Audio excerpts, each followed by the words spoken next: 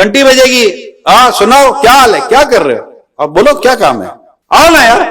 خیریت، ہاں میرے گپ شپ لگائیں گے، کوئی کام ہی نہیں ہے تمہارے پاس، گپ شپ لگائیں گے، باتیں کریں گے، کیا باتیں کرو گے بھائی، اور اس کا کیا ہو رہا ہے، وہاں کیا ہو رہا ہے، وہاں کیا ہو رہا ہے، آج کل حالات کیا کہہ رہے ہیں، فلاں کیا کہہ رہے ہیں، یہ کیا کہہ رہے ہیں، یہ سب 2 گھنٹے 3 گھنٹے بیٹھ کر ڈرائنگ روم میں تبصرے کریں گے، یا 3 گھنٹے ہو گئے، چلو یار چلتے یار، ہونا تو کچھ بھی نہیں ہے، یہ کہہ کے کھڑے ہو جائیں گے، کل یا بڑی کرکٹ کھیل رہے ہیں، لوڈو کھیل رہے ہیں، پتہ نہیں کیا کیا کھیل رہے ہیں، کھیل تماشوں میں لگے ہوئے ہیں، یہاں جائیں تو روڈوں پر چوکوں پر چائے کی ہوٹلوں پر 4 گھنٹے بیٹھے ہوئے ہیں، مطلب ایک ٹرین ہے، چائے کی ہوٹلیں کھولو، لوگ آتے بیٹھتے، فٹ پاتھیں بھر جاتی ہیں، مسجدیں بھرو، فٹ پاتھیں کیا بھر رہے ہو،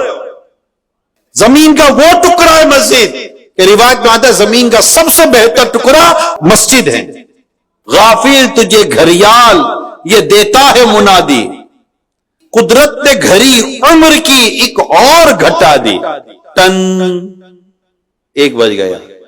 پھر آتا جناب 12 بج گئے، پھر جناب 11 بج گئے، ایک گھنٹہ گزرتا جا رہا ہے، اچھا کئیوں کو پتہ ہی نہیں چلتا، ارے 3 گھنٹے نکل گئے، تمہیں 3 گھنٹے کا پتہ ہی نہیں چلا، 3 گھنٹے نکل گئے، 1 منٹ میں 60 سیکنڈ، آپ ان گھنٹوں کو سیکنڈوں میں بدلو،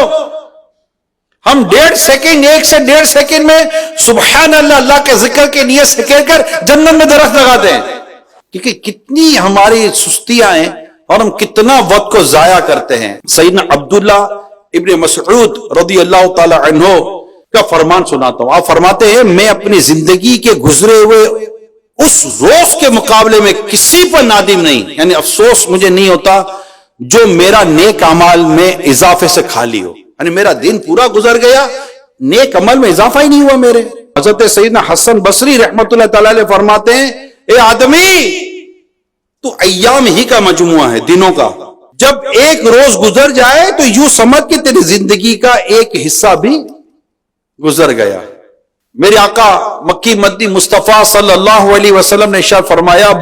2 نعمتیں ایسی ہیں جن کے بارے میں بہت سے لوگ دھوکے میں ہیں، ایک صحت، دوسری فراغت، بخاری شریف کی حدیث ہے، واقعی صحت کی قدر بیمار ہی کر سکتا ہے، اور وقت کی قدر وہ لوگ جانتے ہیں جو بے حد مصروف ہوتے ہیں،